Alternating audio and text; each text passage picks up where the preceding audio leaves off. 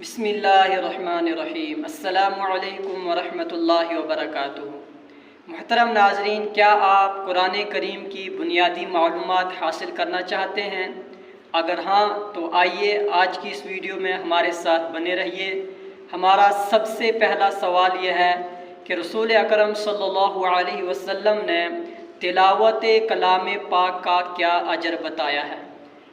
تو اس کا جواب ملاحظہ فرمائیں۔ اس کا صحیح جواب ہے جو قرآن مجید کا ایک لفظ تلاوت کرے گا اسے 10 نیکیوں کا ثواب ملے گا۔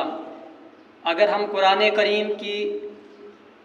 کریم کا ایک لفظ پڑھتے ہیں الف لام میم، تو یہ 3 حرف ہوئے، تو اس پر 30 نیکیاں ملیں گی۔ سبحان اللہ۔ اب ہمارا دوسرا سوال ہے کہ حضور اکرم صلی اللہ علیہ وسلم نے قاری کی فضیلت کے بارے میں کیا فرمایا؟ تو اس کا صحیح اور درست جواب یہ ہے کہ آپ صلی اللہ علیہ وسلم نے فرمایا، جس طرح مجھے تمام مخلوق پر فضیلت حاصل ہے، اسی طرح قاری قرآن کو دوسرے لوگوں پر فضیلت حاصل ہے۔ ہمارا تیسرا سوال ہے کہ اپنے گھروں کو قرآن کی تلاوت اور نماز سے روشن رکھو، یہ الفاظ کن کے ہیں؟ تو اس کا صحیح جواب ہے یہ پیغمبر رسول اکرم صلی اللہ علیہ وسلم کا فرمان ہے۔ ہمارا اس کے بعد یہ سوال ہے کہ رسول اکرم صلی اللہ علیہ وسلم نے سب سے افضل عبادت کس کو قرار دیا؟ سب سے افضل عبادت کس کو قرار دیا؟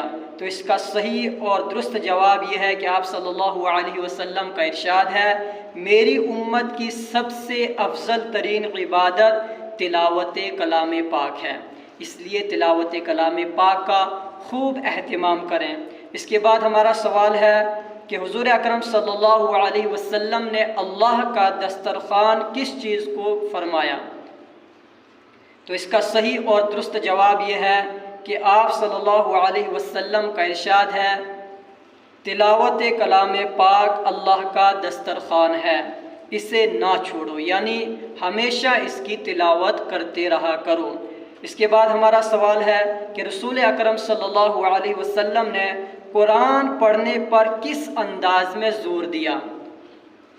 کہ قرآن کو کس طرح پڑھا جائے، آپ صلی اللہ علیہ وسلم نے اس کے بارے میں کیا فرمایا کہ کس انداز سے پڑھا جائے؟ تو آپ صلی اللہ علیہ وسلم نے فرمایا، قرآن والو، قرآن کو اس طرح پڑھو جس طرح اس کے پڑھنے کا حق ہے۔ رات دن میں پڑھو، رات میں بھی پڑھو اور دن میں بھی پڑھو، اسے پھیلاؤ، اس کے مضامین پر غور کرو تاکہ تم کامیاب ہو جاؤ گے۔ اس کے بعد ہمارا سوال یہ ہے کہ مقدار تلاوت کے بارے میں رسول اکرم صلی اللہ علیہ وسلم کا ارشاد کیا ہے؟ تو اس کا صحیح اور درست جواب یہ ہے کہ آپ صلی اللہ علیہ وسلم کا ارشاد ہے، جو قرآن کریم کو 3 دن سے کم میں ختم کرے، جو قرآن کریم کو 3 دن سے کم میں ختم کرے وہ قرآن پاک کو نہیں سمجھ سکتا۔ اور ایک موقع پر فرمایا 3 دن سے کم میں قرآن کریم کو ختم نہ کروں۔ اس کے بعد ہمارا سوال ہے کہ آپ صلی اللہ علیہ وسلم کے فرمان کے مطابق قوموں کی بلندی اور پستی کس میں ہے؟ یعنی قومیں کس طرح بلند ہو سکتی ہیں اور کس طرح پستی کی طرف جا سکتی ہیں؟ تو آپ صلی اللہ علیہ وسلم نے ارشاد فرمایا، اللہ تعالیٰ اس کتاب کے ذریعے یعنی قرآن کریم کے ذریعے سے بہت سی قوموں کو بلندی و عظمت بخشتے ہیں اور اس کی نافرمانی سے ذلت کے گڑھوں میں گرا دیتے ہیں۔ اس کے بعد ہمارا سوال ہے کہ نبی اکرم صلی اللہ علیہ وسلم نے اجڑا گھر کسے قرار دیا؟ تو اس کا صحیح اور درست جواب یہ ہے کہ آپ صلی اللہ علیہ وسلم نے ارشاد فرمایا، وہ شخص جس کے اندر قرآن کا کوئی حصہ محفوظ نہیں ہے وہ اجڑے گھر کی مانند ہے۔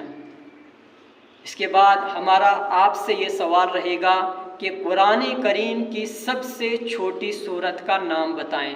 اس کا جواب آپ نے کومنٹ سیکشن میں دینا ہے۔ خدا حافظ۔